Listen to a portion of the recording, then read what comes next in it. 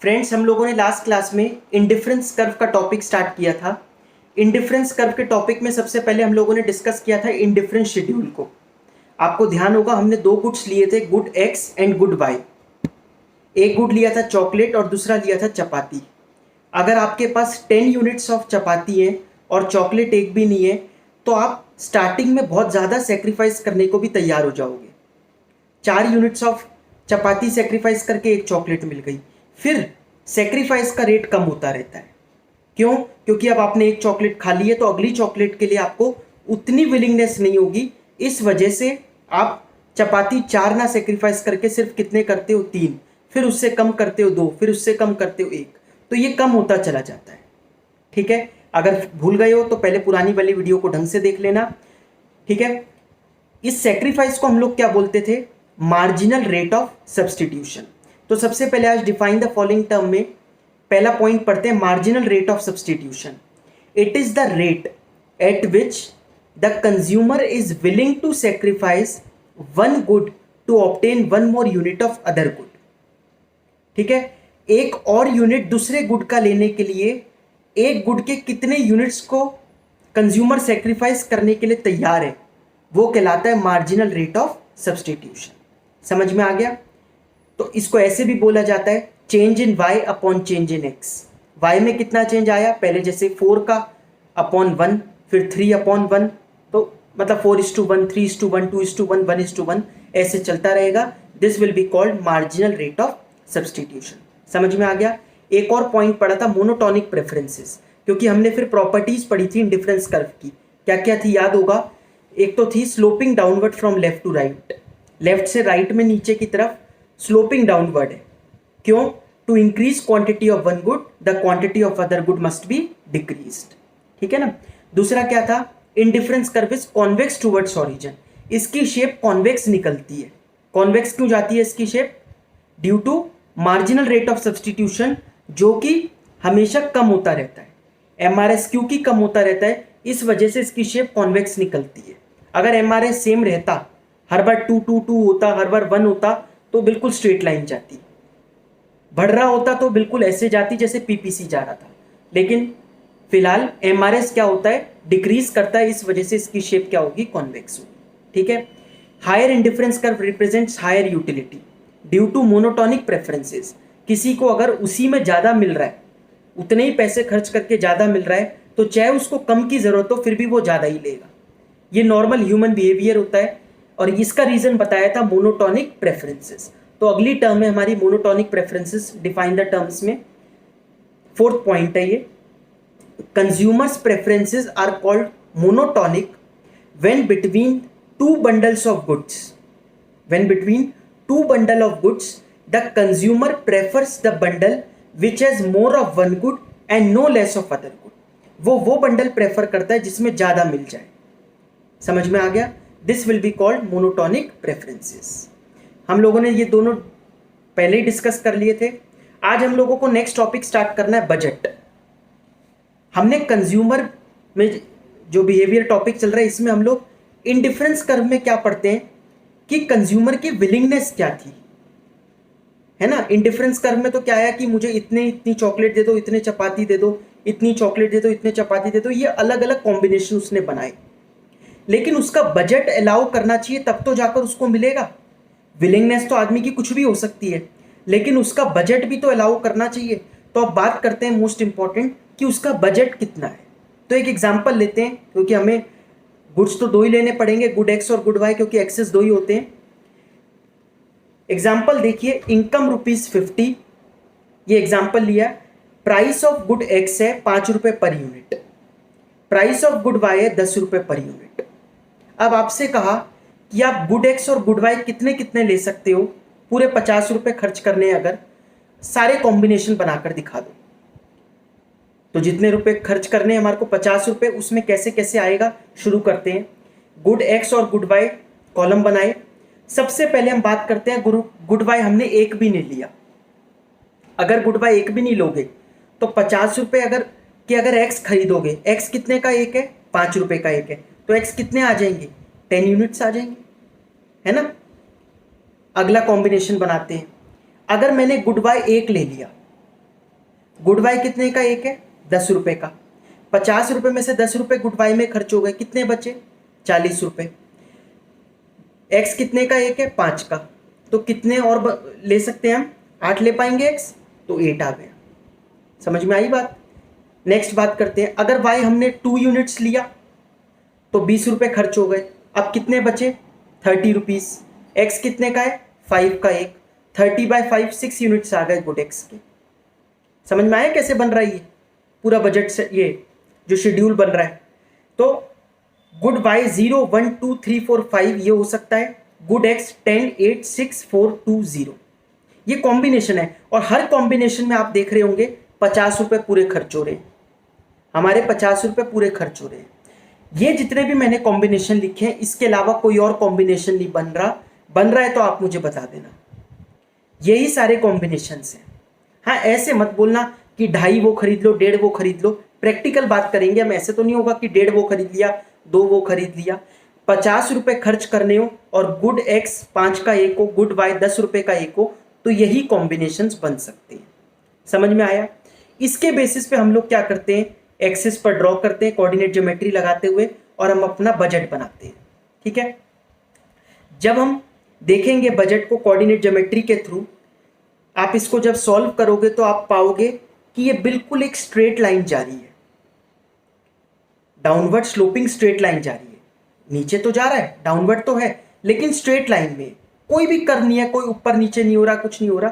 ठीक है ना, बिल्कुल ये स्ट्रेट लाइन निकल कर जाएगी। रीजन क्या है इस स्ट्रेट लाइन निकलने का? क्योंकि कोई फ्लक्चुएशन नहीं है ना, प्राइस तो हमेशा सेम रहेगा। चाहे आप 2 यूनिट्स खरीदोगे, भाई 5 का एक है, 2 खरीदोगे तो 10 का, 3 खरीदोगे तो 15 का। ऐसी वाई के केस में ऐसा तो है नहीं वो ये कहे कि अगर आप 1 खरीदोगे तो 5 का एक है, 2 खरीदोगे तो 8 के 2 लगा दूंगा। वो बात होती तो बिल्कुल फर्क देखने को मिलता, लेकिन क्योंकि यहाँ पर प्राइस रिमेन्स फिक्स्ड, इस वजह से बजट लाइन हमेशा स्ट्रेट लाइन डाउनवर्ड स्लोपिंग ही जाती है। समझ में आ गया?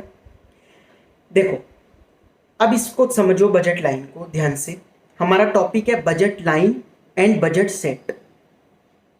अगर कंज्यूमर बजट लाइन पर कहीं पे लाई कर रहा है, अगर कंज्यूमर बजट लाइन पर लाई कर रहा है, इसका क्या मतलब हुआ? इसका मतलब हुआ कि जितने उसके पास पैसे हैं उसने पूरे खर्च कर दिए। समझ में आ गया? एक इसका क्वेश्चन भी बनता है कि ये समझ में आ रहा है ना आप लोगों को बजट लाइन कैसे बन गई? ठीक है, अब अगर हम आपसे एक नेक्स्ट क्वेश्चन की मैं बात करूं कि ये अगर कंज्यूमर बजट लाइन के अंदर लाए करे, बजट लाइन पे लाए करे या बजट लाइन से बाहर हो, इन तीनों में क्या फर्क है? ठीक है, इस बजट लाइन के अंदर लाई करना मतलब इस ट्रायंगल जो है, ट्रायंगल के अंदर कहीं पे लाई करना, कहीं पे भी लाइन से नीचे होना चाहिए, या फिर लाइन पे लाई कर रहा है कंज्यूमर या लाइन से ऊपर है, इन तीनों में क्या फर्क है? तो बात कर लेते हैं, बड़ी ध्यान से सुनना बात को। अगर कंज्यूमर लाइन से ऊपर लाई कर रहा है वो तो पॉसिबल ही नहीं है, ये तो it is unaffordable for the consumer in the given income. इस इनकम में तो वो उससे ऊपर लाई कर ही नहीं सकता, तो ये तो अनअफोर्डेबल हो गई, ये अफोर्ड नहीं कर सकता। वो ना आपसे ये पूछ रहे हैं कि ये तीनों पॉइंट क्या इंडिकेट करते हैं, तो जो अबव बजट लाइन है वो ये इंडिकेट करता है this is unaffordable for the consumer. ठीक है, बजट लाइन पे लाई करने का क्या मतलब है? बजट लाइन पर लाई करने का मतलब है कि ही इज सैक्रिफाइसिंग, या फिर जितनी भी उसकी इनकम है, he is utilising the whole income, अपनी पूरी इनकम को पूरा यूटिलाइज कर रहा है। 50 रुपये उसके पूरे खर्च हो रहे होंगे अगर वो बजट लाइन पे लाई कर रहा है तो।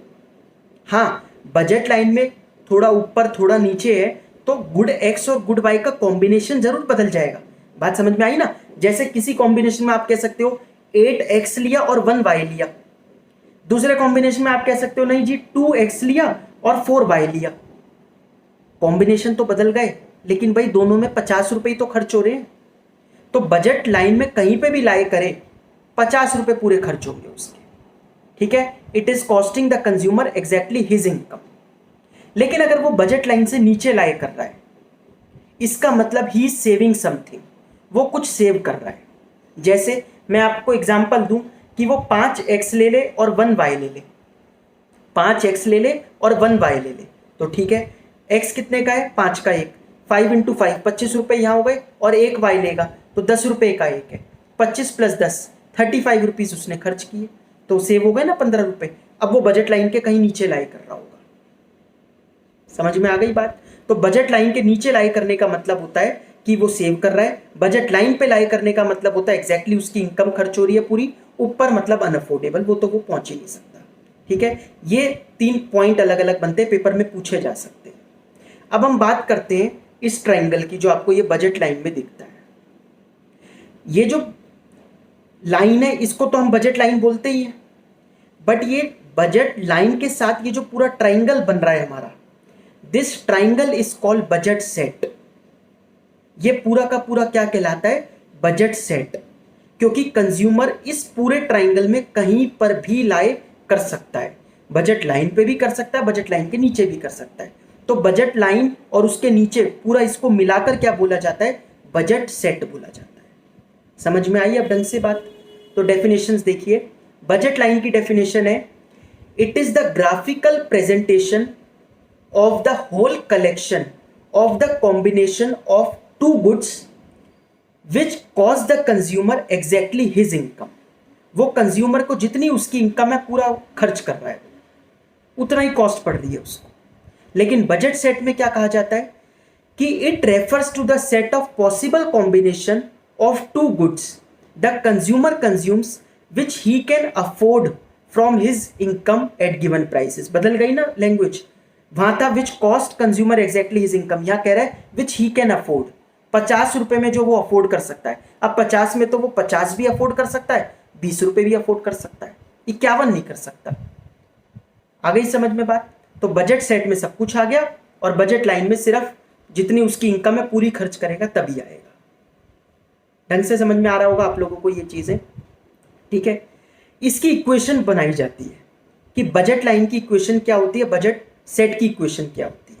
देखो, px into X plus P Y into Y equal to money अगर हम कर दें, m मतलब मनी, तो ये इक्वेशन तो हो जाती है बजट लाइन की। बजट सेट की इक्वेशन क्या होती है, px into X plus P Y into Y less than equal to money. अब शायद मैथ्स वालों को तो बहुत अच्छे से समझ में आ गया होगा, वहां पर इक्वल टू बोला था मनी, क्योंकि ₹50 पूरे खर्च हो रहे थे। यहां पर दोनों चीजें लगा दी, लेस देन और इक्वल टू, क्योंकि कम भी हो सकते हैं खर्च और पूरे भी हो सकते हैं, तो लेस देन इक्वल टू दोनों साइन साथ साथ लगेंगे इसमें। समझ में आ गई बात? तो ये दोनों इक्वेशन बहुत इंपॉर्टेंट होती है, पेपर में पूछी जा सकती है। इसमें कुछ शिफ्ट हो सकते हैं, क्या बजट लाइन ऊपर नीचे हो सकती है? वैसे तो अगर आपकी इनकम उतनी ही है, प्राइसेस उतने ही है, तो बिल्कुल भी नहीं हो सकती। अगर प्राइस नहीं हिले और इनकम भी ना हिले, फिर तो बजट लाइन जहाँ की जाए वहीं खड़ी रहेगी। लेकिन अगर कुछ इसमें चेंजेस हो जाए तो फिर बिल्कुल बजट लाइन हिल जाएगी। जैसे पहला चेंज क्या कहता है, क्वेश्चन क्या है, पहले क्वेश्चन पढ़ लेते हैं। How will the budget line shift with the change in income of consumer या फिर price of the commodity. Budget line shifts due to the following. Budget line इनकी वजह से शिफ्ट होती है। पहला है, suppose income and prices change. अलग अलग पढ़ रहे हैं हम अभी इसको। सबसे पहले बात करते हैं इनकम की। अगर इनकम बदलती है, तो अगर इनकम बदलती है, मैं इनकम कैसे बदल सकती है, या तो बढ़ेगी या कम होगी, और कोई तो चेंज नहीं आ सकता। अगर इनकम बढ़ गई तो आप गुड एक्स भी ज़्यादा ले सकते हो और गुड वाई भी ज़्यादा ले सकते हो। कौन सा शिफ्ट कहलाएगा, राइटवर्ड शिफ्ट। ऊपर की तरफ शिफ्ट हो रहा है राइट हैंड में, तो राइटवर्ड शिफ्ट कहलाता है ये। अगर इनकम कम हो जाए कंज्यूमर की तो ये कहलाता है लेफ्टवर्ड शिफ्ट। समझ में आई बात? अगर इनकम, बहुत सिंपल सी बात है, इनकम कम हो जाएगी तो आप दोनों चीजें ही कम ले पाओगे, तो लेफ्टवर्ड शिफ्ट। इनकम बढ़ गई तो आप दोनों चीज ज्यादा खरीद सकते हो, तो ये राइटवर्ड शिफ्ट हो गया। ठीक है, प्राइसेस में चेंज आ जाए, लेकिन आना एक साथ चाहिए और बिल्कुल सेम परसेंटेज से आना चाहिए। थोड़ा सा प्रैक्टिकल नहीं है, लेकिन मतलब प्रैक्टिकल मतलब ऐसा हो नहीं सकता, आपको लग रहा होगा, लेकिन हमें सिखाया तो सब कुछ ही जाएगा ना। अब price of X and price of Y एक साथ गिर जाए, अगर price of X and price of Y एक साथ गिर जाए सेम परसेंटेज से, तो आप गुड एक्स और गुड वाई ज्यादा ले पाओगे या कम ले पाओगे? ज्यादा ले पाओगे। तो अगर प्राइसेस कम हो रहे होंगे, भाई हम प्राइसेस थोड़ी ना देख रहे हैं, हम तो ये देख रहे हैं कितनी क्वांटिटी खरीद रहे हैं।